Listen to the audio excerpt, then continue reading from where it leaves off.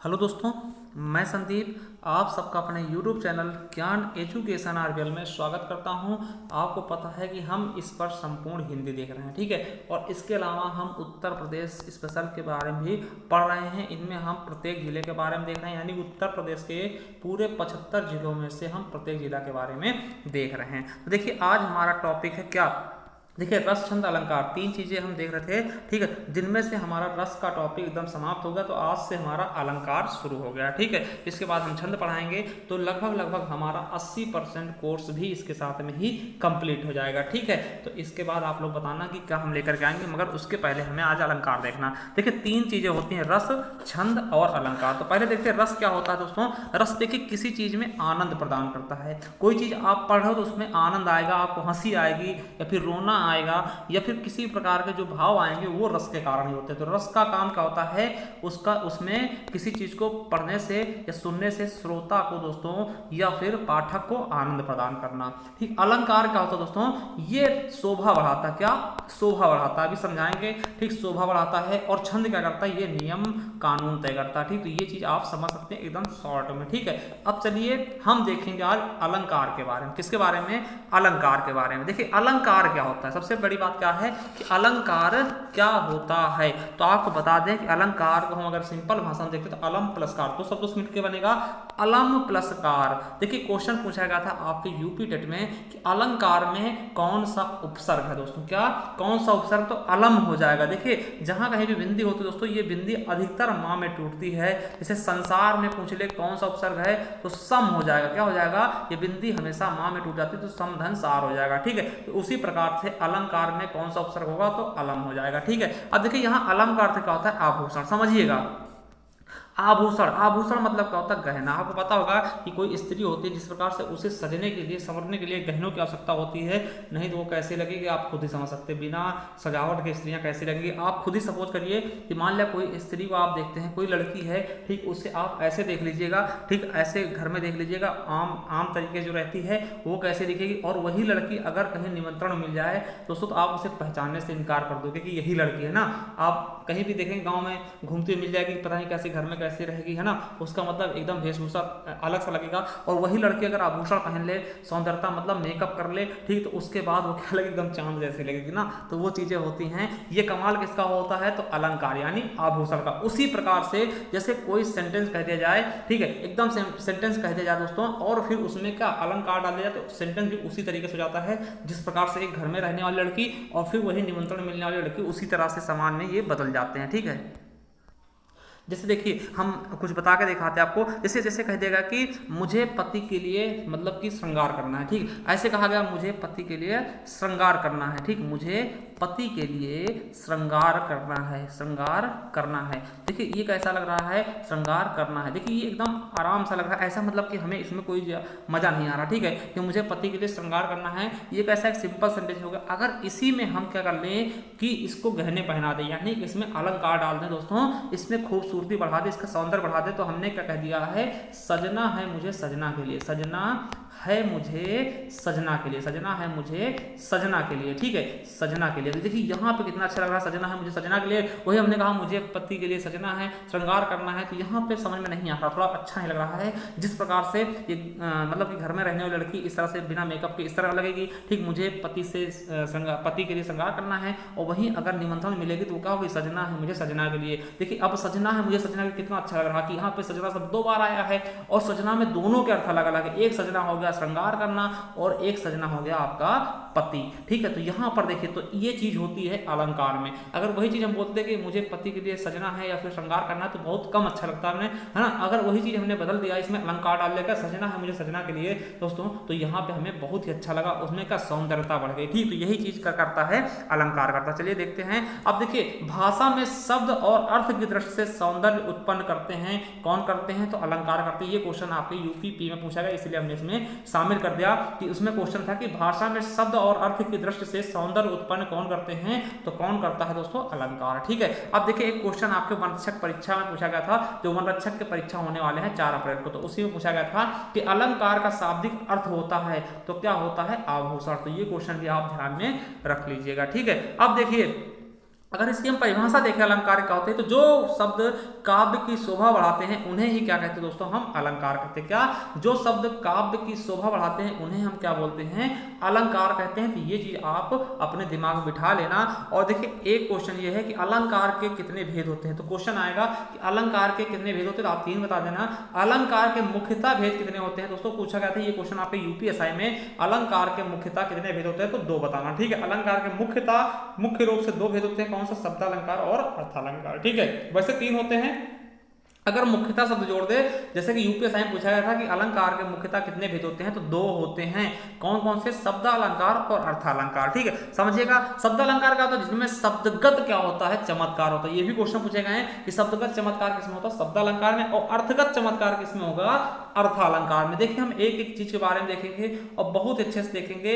हम एक एक के उदाहरण कम से कम 10-10, 15-15 देखेंगे। जहां जैसी जरूरत होगी उस तरह से हम एग्जाम्पल देखेंगे। बिल्कुल आपको एकदम रटा देंगे अलंकार। अगर अलंकार में कोई प्रॉब्लम रह जाए हमारे पढ़ाने के बाद तो आप हमें बताइएगा। ठीक है, तो चलिए शुरू करते हैं। आज हम देखेंगे शब्दालंकार के बारे में। किसके बारे में, शब्दालंकार के बारे में। देखिए शब्दालंकार होता क्या है, देखिए जिस शब्द में, जिस अलंकार में शब्दों का प्रयोग करके चमत्कार हो जाता है उन्हें हम शब्दालंकार कहते हैं। समझिएगा, देखिए जैसे हमने कहा कि तरन तंजा तट तमाल तरवर बौछाए, तरनी तंजा तट तमाल तरवर बौछाए, तो यहाँ पे हम देखते ता की आवृत्ति कई बार हो रही है, यानी क्या हो रहा है, शब्द में चमत्कार हो रहा, शब्द के वर्णों में चमत्कार हो रहा। ठीक है, तो यहाँ पे शब्दालंकार हो जाएगा। ठीक है, तो समझिएगा। अब देखिए शब्दालंकार के भेद कितने होते हैं, तो मुख्यतः हम देख लेते हैं कौन कौन से भेद होते हैं और इन्हीं के बारे में हम पढ़ लेंगे। तो अनुप्रास अलंकार होता है, यमक अलंकार होता है शब्दालंकार में, पुनरुक्ति अलंकार होता है, विवक्षा अलंकार होता है, वक्रोक्ति होता है और श्लेष होता है। तो इनके बारे में हम पढ़ लेंगे। देखिए ये याद रखना कि कौन से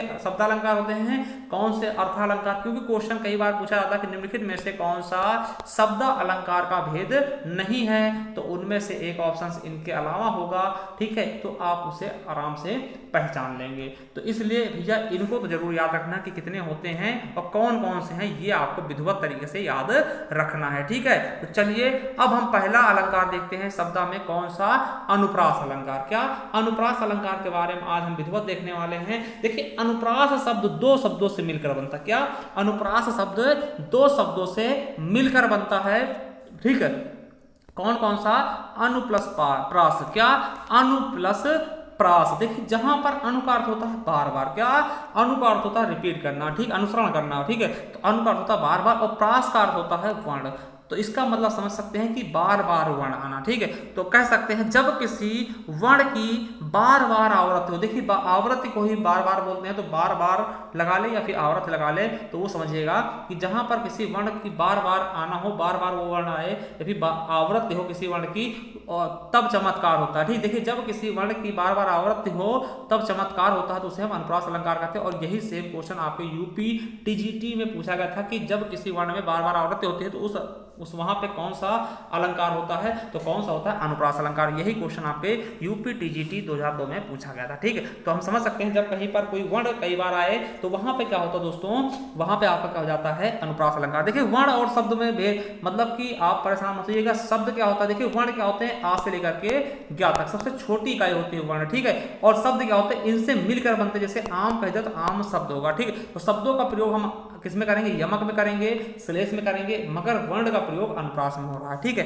तो चलिए अब देखते हैं। देखिए उदाहरण देखिए, जैसे चारों चंद की चंचल किरणें खेल रही थी जलथल में। अब देखिए यहाँ पे चाचा की आवृत्ति कितनी बार आ गई है, 3 बार। देखिए एक चाहिए आ गया, एक चाहिए आ गया, एक चाहिए आ गया दोस्तों। तो देखिए यहाँ पे बहुत अच्छा लग रहा है, क्या, बहुत अच्छा लग रहा है, चाचा की आवृत्ति आ गई 3 बार। ठीक है, मतलब 3 बार आ गई। देखिए चारों चंद की चंचल किरणें, अभी कितना अच्छा लग रहा है, चाचा की आवृत्ति आ गई। तो देखिए एक ये चा क्या है दोस्तों, ये क्या है आपका वर्ण है ना, तो वर्ण की आवृत्ति कितनी बार आ गई, आवृत्ति 1 से अधिक बार आई है ना, 2 से अधिक बार आई यानी 3 बार आई है, तो इसीलिए यहाँ पे क्या हो जाएगा आपका अनुप्रास अलंकार। समझ सकते हैं ना। और यही सेम क्वेश्चन, ये सही सेम उदाहरण आपके जूनियर असिस्टेंट के पेपर में पूछा गया था दोस्तों। क्या, 2019 जब जनवरी में पेपर होता है, 2019 जूनियर असिस्टेंट में पूछा गया क्वेश्चन था यही सेम। ठीक है, तो याद रख लेंगे। ठीक है, तो चलिए अब अनुप्रास के बारे में देखते हैं। तो अनुप्रास के कितने भेद होते दोस्तों, तो आप समझ जाइएगा अनुप्रास अलंकार के मुख्यतः 5 भेद होते हैं, कौन कौन से?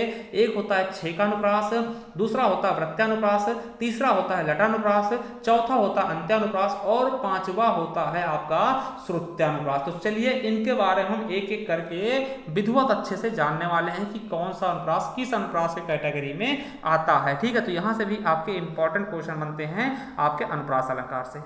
चलिए देखते हैं। देखिए पहला क्या है? छेकानुप्रास। ठीक समझिएगा, देखिए यहीं से क्वेश्चन पूछा गया था पिछली बार यूपीएसआई में कि देखिए छेकानुप्रास क्या होता है। देखिए जहां पर एक या अनेक व्यंजनों का प्रयोग दो बार हो, मतलब कोई एक व्यंजन हो या फिर अनेक व्यंजन, एक से अधिक व्यंजन हो या एक ही व्यंजन हो, उसका प्रयोग दो बार आ जाए। ठीक है, आप कह सकते हैं एक या एक से अधिक वर्णों का प्रयोग दो बार हो जाए, मतलब वो वर्ण दो बार रिपीट हो दोस्तों, तो वहां पर क्या होता है आपका छेकानुप्रास अलंकार हो जाएगा। क्या? छेकानुप्रास अलंकार हो जाएगा। और यही क्वेश्चन आपके यूपीएसआई 2017 में पूछा गया, 14 दिसंबर को यही उदाहरण ठीक है पूछा गया था, जहां पर एक या अनेक व्यंजनों का प्रयोग दो बार होता है, वहां पे कौन सा अलंकार होगा? तो छेकानुप्रास अलंकार। ठीक, चलिए देखिए रीझ रीझ रहस रहस हंसी हंस उठाए। अब देखिए रीझ रीझ दो बार आया है दोस्तों, है ना, रहस रहस दो बार आया है और हंसी हंस में दो बार आया, इसीलिए यहाँ पे क्या हो जाएगा? छेकानुप्रास। वहीं तरह देखते हैं वरदंत की पंगत कुंदकली। अब देखिए काका की आवृत्ति केवल और केवल दो बार हुई है ना, काका की आवृत्ति केवल और केवल दो बार हुई है, इसलिए यहाँ पर क्या हो जाएगा? छेकानुप्रास। समझिएगा, केवल दो बार आना चाहिए, कोई भी वर्ण हो दोस्तों दो बार आना चाहिए। अब देखिए इस करुणा कलित हृदय में क्यों विकल रागनी बजती है दोस्तों, तो यहां भी क्या है?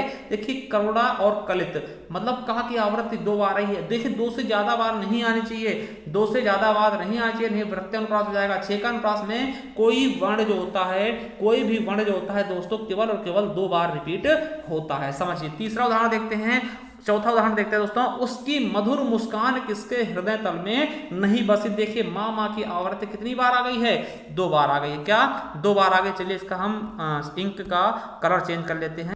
ठीक है, तो यहाँ पर मामा की आवृत्ति दो बार आई, इसलिए क्या हो जाएगा दोस्तों? आप समझ सकते हैं क्या हो जाएगा आपका? छेकानुप्रास। ठीक है, तो वृत्तानुप्रास। ठीक, तो छेकानुप्रास। ठीक, अब देखिए अगला उदाहरण देखते हैं, राधा के बरबैन सुनी चीनी चकित सुभाई। अब देखिए यहाँ पर बरबैन, तो देखिए बा की आवृत्ति दो बार आई है और चीनी चकित में चा की आवृत्ति भी दो बार आई है, तो यहाँ पर क्या हो जाएगा दोस्तों? बिल्कुल अच्छे समझ लीजिए। ठीक है, क्या हो जाएगा आपका? यही अलंकार हो जाएगा। कौन सा? छेकानुप्रास। ठीक है, देखिए दास दुखी मिश्री मुई सुधा रही सकुचाई। देखिए यहाँ पे दा की दो बार आई है और माँ की दो बार आई, मतलब दो बार आने चाहिए। ठीक है, दो से ज्यादा नहीं होने चाहिए, किसी भी वर्ण की आवृत्ति केवल और केवल दो बार होने चाहिए, उसके आगे नहीं होने चाहिए। देखिए अगला है कानन कठिन भयंकर भारी। देखिए काका की आवृत्ति दो बार आई है और भाभा की आवृत्ति भी दो बार आई है। ये आपके यूपीएसआई 13 दिसंबर 2017 में पूछा गया क्वेश्चन भी है। ठीक है, तो ये समझ सकते हैं जहां पर केवल और केवल कोई भी वर्ण दो बार आए, वहां पर क्या होगा? छेकानुप्रास। क्या हो जाएगा? छेकानुप्रास अलंकार हो जाएगा। छेकानुप्रास अलंकार हो जाएगा जहां पर कोई भी वर्ण दो बार आए। अब देखिए, अब देखते हैं वृत्तानुप्रास। क्या? वृत्तानुप्रास दोस्तों, जब एक वर्ण की आवृत्ति अनेक बार हो, मतलब कोई वर्ण हो दोस्तों उसकी आवृत्ति अनेक बार हो, यानी हम कह सकते हैं कि दो से अधिक बार हो। देखिए अगर कोई वर्ण दो बार आएगा दोस्तों तो वो क्या हो जाएगा? छेकानुप्रास। ठीक, छेकानुप्रास। अगर वही वर्ण की आवृत्ति दो से अधिक बार हो गई, चाहे तीन बार हो जाए, चार बार हो जाए, मतलब दो से ज्यादा बार होनी चाहिए, तब आपका क्या होगा? वृत्तानुप्रास। समझ गए होंगे, एकदम आसानी से हम समझा रहे हैं कि दो बार आएगा तो छेकानुप्रास होगा, अगर दो से अधिक आ गया तो वृत्तानुप्रास हो जाएगा। देखिए जब एक व्यंजन की आवृत्ति अनेक बार हो दोस्तों तो वहां पर क्या होता है? वृत्तानुप्रास होता है। चलिए देखते हैं, पहला उदाहरण है, चामर सी चंदन सी चंद सी चमेली चांदनी चमेली चारु चंद सुघर है। दोस्तों देखिए यहाँ पे चा की आवृत्ति 1 2 3 4 5 6 7 बार आया दोस्तों। देखिए दो से अधिक बार आया यानी 7 बार आया, तो इसीलिए यहाँ पे क्या हो जाएगा? आपका बिल्कुल और बिल्कुल क्या हो जाएगा? वृत्तानुप्रास। अगला देखते हैं, मैया मोरी मैं नहीं माखन खायो। दोस्तों देखिए माँ की आवृत्ति 1 2 3 4 बार आया, यानी दो से ज्यादा बार आया, इसलिए यहाँ भी क्या हो जाएगा? आपका बिल्कुल और बिल्कुल आपका वृत्तानुप्रास हो जाएगा। देखिए यूपीएसआई में पूछा गया ये क्वेश्चन है। अगला है, कन्हैया किसको कहेगा तू मैया। देखिए 3 बार आया, का की आवृत्ति 2 से अधिक बार यानी 3 बार है। देखिए अगर 2 बार आता तो वो आपका कौन सा होता है, 6 का अनुप्रास दोस्तों, ठीक है, क्या 6 का अनुप्रास होता है दोस्तों, मगर यहाँ पर क्या है 2 से अधिक बार आए इसलिए क्या हो जाएगा, वृत्तानुप्रास हो जाएगा। ठीक है, अगला है रघुपति राघव राजाराम। देखिए यूपी एसआई में पूछा गया और यूपी पुलिस में पूछा गया, कई जगह पूछा गया है। देखिए रघुपति राघव राजाराम, अब रा की आवृत्ति 4 बार आई है, क्या 4 बार आई है, इसलिए यहाँ भी क्या हो जाएगा, वृत्तानुप्रास। चलिए पांचवा उदाहरण देखते हैं, चारु चंद्र की चंचल किरणें। देखिए चा की आवृत्ति 3 बार आ गई है, इसलिए यहाँ भी क्या होगा, वृत्तानुप्रास। अगला है भूरी भूरी भेदभाव भूमि से भगा दिया।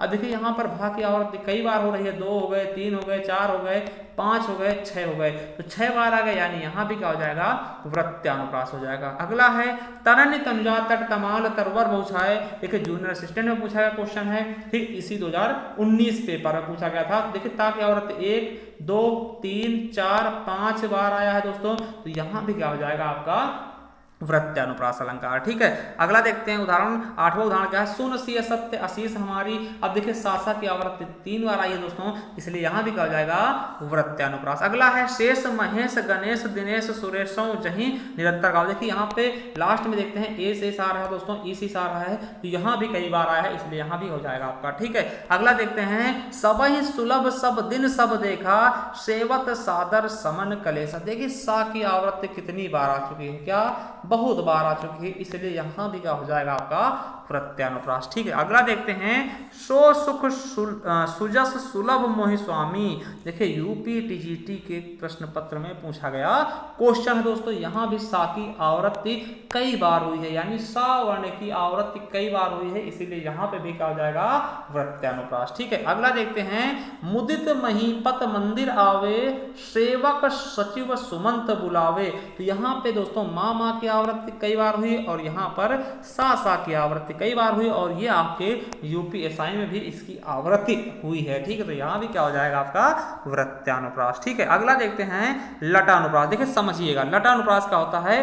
देखिए जब एक वाक्य या खंड की, जब एक वाक्य या वाक्य खंड की आवृत्ति उसी अर्थ में हो दोस्तों, उसी अन्वय में हो, तो वहां पे लटानुप्रास होता है। मतलब कि आप समझ सकते हैं ये सबसे सिंपल क्या है कि जैसे कोई लाइन है दोस्तों, उसी को थोड़ा सा चेंज करके दोबारा मतलब दोहरा दिया जाता है। ठीक है, और मतलब कि उसके अर्थ सेम ही होते। देखिए गुरु गोविंद, देखिए तेग बहादुर हाँ वही थे गुरु पदवी के पात्र समर्थ, और तेग बहादुर हाँ वही थे गुरु पदवी थी जिनके, मतलब कि तेग बहादुर क्या थे, गुरु पदवी के पात्र थे, और तेग बहादुर ही उसके क्या थे, अर्थ थे। ठीक है, यहाँ पे देखिए वही शब्द क्या है, लगभग वही शब्द देखिए यहाँ तक पूरा रिपीट कर दिया गया है दोबारा से दोस्तों। इस तरह से अगर कहीं दिखते हैं वही शब्द आपका रिपीट कर दिया जाए दोस्तों, तो वहां पर अगर उनके अर्थ अलग नहीं होंगे तो वो आपका लटानुप्रास हो जाएगा। क्या लाटानुप्रास हो जाएगा, मतलब एक ही वाक्य खंड पूरा रिपीट कर दिया जाए। अगला है मनुष्य वही है जो मनुष्य के लिए मरे। दोस्तों देखिए यहाँ पर मनुष्य शब्द 2 बार है, मगर इनके अर्थ तो एक ही है।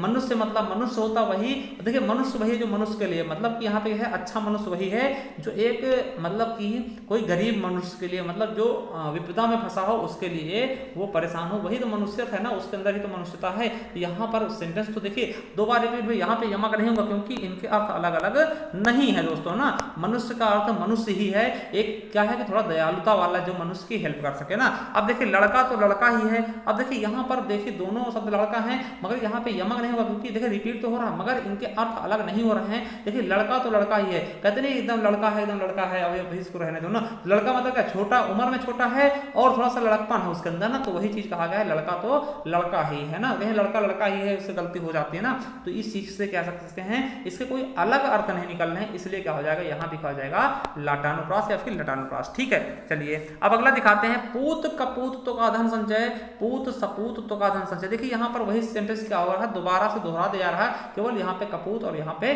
सपूत कर दिया गया। समझिएगा क्या होता है दोस्तों। देखिए यहाँ पर होता क्या है आपको बता दें। देखिए पूत कपूत तो का धन संचय, कपूत मतलब क्या था, कुपुत्र यानी बुरा पुत्र, मतलब बहुत ही खराब पुत्र जो नशा वशा करता हो, अपने घर वालों का कहना मानता हो। तो यहाँ पे कहा गया है पूत कपूत तो का धन संचय। अगर आपका पुत्र क्या है, कपूत है, मतलब बहुत बुरा है, तो उसके लिए धन संचय करने की आवश्यकता नहीं है। क्यों नहीं है, क्योंकि भैया कितना भी पैसे आप इकट्ठे कर लो, ठीक है, वो क्या होगा, अगर गलत संगत में होगा तो सारे पैसे क्या होगा, उड़ा देगा। ठीक है, सारे के सारे पैसे क्या होगा, दारू गांजा में उड़ा देगा। ठीक, अगर दूसरा क्या कर रहा है कि पूत सपूत तो का धन संचय, अगर पूत सपूत है मतलब अच्छा, तो उसके लिए भी धन संचय करने की आवश्यकता नहीं है, क्योंकि अगर सपूत होगा वो सुपुत्र होगा, अच्छा पुत्र होगा, तो वो खुद ही कमा लेगा। ठीक है, तो मतलब धन संचय करने की आवश्यकता नहीं है। वही चीज कहा रिपीट कर दी गई, इसलिए यहां भी कहा जाएगा लट अनुप्रास। अगला है जननी तू जननी भई विधि सब विधि सन कछु न बसाए। देखिए यूपी टीजीटी में पूछा गया जननी तू जननी भाई। अब देखिए जननी माता होता है, माता तो माता ही भाई है ना, तो मतलब यहाँ पे जननी तू जननी भाई जननी सब दो बार आया है, मगर इनके अर्थ कोई अलग नहीं है दोस्तों, इसलिए क्या है यहाँ भी लटानुप्रास ही होगा। अगला है राम हृदय जाके नहीं विपत्ति सुमंगल ताहि, और राम हृदय जाके नहीं विपत्ति सुमंगल ताहि। देखिए वही शब्द सेम आया, केवल और कामा बदल दिया दोस्तों। ठीक, वही बात खंड है पूरा पूरा, तो यहाँ भी कहा जाएगा आपका लटानुप्रास, और यूपी टीजीटी 2013 में पूछा गया ये क्वेश्चन है, तो आप बिल्कुल अच्छे समझ रहे होंगे। ठीक है, अब देखते हैं अंत्यानुप्रास। क्या अंत्यानुप्रास अलंकार का होता है? देखिए अंत्यानुप्रास का होता है जिसमें तुक मिलते हैं, मतलब अंत्यानुप्रास अंत में मिल जाए, क्या अंत में मिल जाए जो चीजें। देखिए ज्यादातर ये चौपाइयां दोहे जो होते हैं वो अंत्यानुप्रास ही होते हैं। देखिए जहां अंत में तुक मिलती है वहां पर क्या होता है, अंत्यानुप्रास अलंकार होता है। देखिए जैसे उदाहरण देखते हैं, लगा दे किसने आकर आग, कहां था तू संशय के नाग। देखिए आग और नाग समझ में आ रहा है ना, आग और नाग मिल रहे हैं, दोनों एकदम रहमी शब्द लग रहे हैं, तो ये क्या हो जाएगा दोस्तों, बिल्कुल और बिल्कुल क्या हो जाएगा, अंत्यानुप्रास अलंकार। अगला देखते हैं, जैसे कोई भी चौपाई हो, जय हनुमान ज्ञान गुण सागर, जय कपीस तिहुलोक उजागर, तो सागर आगर और उजागर में आगर मिल रहा है ना, आगर आगर दोनों मिल रहा है, यानी ये क्या है, अंत में मिल रहे हैं दोस्तों, तो यही हो जाता है आपका अंत्यानुप्रास। तो इस तरह समझ सकते हैं दोस्तों। ठीक है, अब देखते हैं क्या श्रुत्यानुप्रास। देखिए श्रुत्यानुप्रास क्या होता है, ये समझदारों वाला अलंकार। समझिएगा, अगर आप समझदार नहीं है, मतलब कहने का मतलब यह है कि अगर आपने वर्णमाला अच्छे से नहीं पढ़ा है, जो कि उच्चारण दृष्टि से होते हैं, जैसे आपसे पूछ लिया गया कि कंठ से कौन से बोले जाते हैं, कंठ से कौन से वर्ण होते हैं, तो आप बताएंगे अकुह विसर्जनीय नाम कंठा, छोटा आ हो गया, बड़ा आ हो गया, और का खा गा घा अंगा हो गया है ना, और विसर्ग हो गया और हा हो गया, तो ये सब वर्ण आते हैं कंठ से बोले जाते हैं ना, तो इनकी आवृत्ति होगी। ठीक, तो समझिएगा जहां पर कानों को मधुर लगने वाले वर्णों की आवृत्ति हो, ठीक आवृत्ति देखिए गलत लिखा है, तो आवृत्ति हो ना, तो ये ऐसे लिखेंगे आवृत्ति, तो ये समझ सकते हैं। ठीक है, तो उससे क्या वहां क्या होता है, श्रुत्यानुप्रास, मतलब कानों को मधुर लगने वाले वर्णों की आवृत्ति होती है, उसे श्रुत्या कहते हैं। समझिएगा किस प्रकार से, जैसे दीनांत था थे दीननाथ डूबते, सधेनु आते ग्वाल बाल थे। देखिए यहाँ पर क्या होगा कि दंत से बोले जाने वाले वर्णों की मतलब की आवृत्ति हो रही। देखिए दंत से क्या होते हैं, उपनाम दंता है ना, तो ऊ हो जाता है, ऊ बड़ा ऊ है ना, पा। ठीक है, तो देखिए सॉरी तुलसा नाम दंता होता है, ता हो जाएगा, ठीक है, और ला हो जाएगा, ठीक है, और सा हो जाएगा ना, ये क्या होते हैं, दंत से बोले आते हैं। देखिए ता वाले वर्ण वाले, ता था धा ना है ना, तो ये चीजें आप समझ सकते हैं। अब देखिए ता आवर्त जो भी दंत से बोले आते हैं उनकी आवर्त होगी। देखिए दिनांत, तो देखिए यहाँ पे दा आ गया, ठीक है, और यहाँ पे ना आ गया, यहाँ पे ता आ गया, फिर यहाँ पे था आ गया, ठीक है, ये भी दंत से बोला था, यहाँ पे था बोला जाता है, ये दा बोला जाता है, और ये ना भी बोला था, ये था बोला जाता है, ठीक, और ये देखिए ता बोला जाता है। फिर देखते हैं दोस्तों, यहाँ पे ना बोला जाता है, ठीक, यहाँ पे ता बोला जाता है, ठीक है, तो इस तरीके से देखते हैं यहाँ पे, तो ये सब चीज देख रहे हैं क्या कि जो दंत से बोले जाते हैं, दंत से वर्ण बोले जाते हैं, आप समझ सकते हैं दंत से कौन से बोले जाते हैं, ता था दा धा ना है ना, और सा और ला, तो ये दंत से बोला जाता है। तो इन दंत से बोलने वाले वर्णों जब आवृत्ति होती है कई बार, तो वही क्या होता है आपका, समझ सकते हैं ना, श्रुत्यानुप्रास। वही देखते हैं, एक और देखते हैं, ठीक, केवल दंत से नहीं किसी भी वर्ण से हो, जैसे कंठ वाले, अब अकु विसर्जनीय नाम कंठा है ना, तो अकंठ वाले दोस्तों उनकी आवृत्ति हो जाए तो वो क्या होंगे, वो भी आपके इसी श्रुत्यानुप्रास में आ जाएंगे। देखिए तुलसीदास सीदत निस्दिन देखत तुम्हारी निठराई। अब देखिए ता से क्या हो जाएगा, तुलसीदास, देखिए ता सा ये सब क्या है दोस्तों, दंत वाले हैं, तो ता शा है ना, और देखिए सा फिर आ गया, सा फिर आ गया, और ये ता आ गया दोस्तों, देखिए इनकी आवृत्ति कई बार हो रही, ना आ गया, शा आ गया, ता आ गया है ना, तो इस तरह से जो दोस्तों दंत वाले हैं, उच्चारण वाले, स्थान वाले, उनकी आवृत्ति कई बार हो रही, इसलिए यहाँ पे क्या हो जाएगा आपका, बिल्कुल और बिल्कुल श्रुत्यानुप्रास अलंकार हो जाएगा। ठीक है, देखिए आप समझ गए होंगे, अनुप्रास अलंकार समझ गए होंगे। देखिए अब हम आगे कल लेकर के आएंगे वीडियो, क्योंकि ये वीडियो बहुत बड़ा हो जाएगा। अब हम यमक और श्लेष बाकी कल हम वीडियो लेकर के आएंगे, नेक्स्ट वीडियो। ठीक, आपको एक बार हम रिवीजन करा दें ठीक है। देखिए एक चीज बता दें, 6 का अनुप्रास में क्या होता है दोस्तों, कोई भी वर्ण क्या होता है, 2 बार आता है, 2 बार, केवल 2 बार, है ना। अगर 2 से ज्यादा बार बाद आएगा दोस्तों तो क्या हो जाएगा, वृत्यानुप्रास, क्या हो जाएगा, वृत्यानुप्रास अलंकार हो जाएगा। और देखिए लटानुप्रास में क्या होता है, पूरा का पूरा वाक्यखंड आ जाता है, दोहरा दिया जाता है, या फिर कोई शब्द पूरा एक से अधिक बार आएगा मगर उसके अर्थ अलग नहीं होंगे। अंत्यानुप्रास में क्या होता है दोस्तों, चौपाई हो जाती है जिसमें लास्ट में जाए, जैसे देवी पूज पद कमल तुम्हारे और सुनि रनमुन सब हो सुखारे, तो हारे और हारे वो मिल जाएगा, ठीक है। और श्रुत्यानुप्रास में क्या होता है, एक ही उच्चारण की दृष्टि से जो हमारे वर्णमाला होते हैं उनके एक ही उच्चारण की दृष्टि वाले चीजें ज्यादा बार आती हैं, रिपीट होती है, तो वहां पे क्या होता है, श्रुत्यानुप्रास। आई होप आपको समझ में आया होगा। चलिए कुछ बता दें आपको। देखिए दोस्तों, अगर आपने हिंदी साहित्य की बुक लॉन्च की है, अगर आपको चाहिए तो आप इसे परचेज कर सकते हैं दोस्तों। इस बुक में हमने हिंदी साहित्य के सभी चीज़ें डाली हैं, ठीक। साहित्य से इंपॉर्टेंट जितने भी साहित्य जहाँ तक भी होता है हमने सारी चीज़ें इसमें शामिल की हैं दोस्तों। 143 पेज की ये बुक है दोस्तों, ठीक है। अगर आप इसे परचेज करना चाहते हैं या फिर आप समझना चाहते हैं इसके बारे में, तो आप हमें व्हाट्सअप कर सकते हैं। हमारा नंबर है दोस्तों, हाँ ना, 7905419251। इस पर व्हाट्सअप करके आप हमसे जानकारी ले सकते हैं, ठीक है। तो आपको बहुत कुछ इसमें मिलने वाला है दोस्तों। सभी एग्जाम के लिए इंपॉर्टेंट है A to Z, ठीक, क्योंकि आपको पता है साहित्य में इस समय ज्यादा क्वेश्चन आ रहे हैं। तो चलिए, और आपको बता दें, अगर आप संपूर्ण हिंदी पढ़ना चाहते दोस्तों तो आप हमारे इस पर जा सकते हैं दोस्तों। ये आपको प्लेलिस्ट होगी, ठीक है। इसी चैनल के प्लेलिस्ट पे जाएंगे तो इस तरह से प्लेलिस्ट आपको मिल जाएंगी। उत्तर प्रदेश जिला दर्शन, इस पर हम पूरे जिला के बारे में पढ़ा रहे हैं और यहाँ पर संपूर्ण हिंदी के बारे में आपको मिल जाएगा। तो यहाँ पर रेगुलर वीडियो बढ़ती रहेंगी, तो जाइए पढ़िए। थैंक यू, धन्यवाद।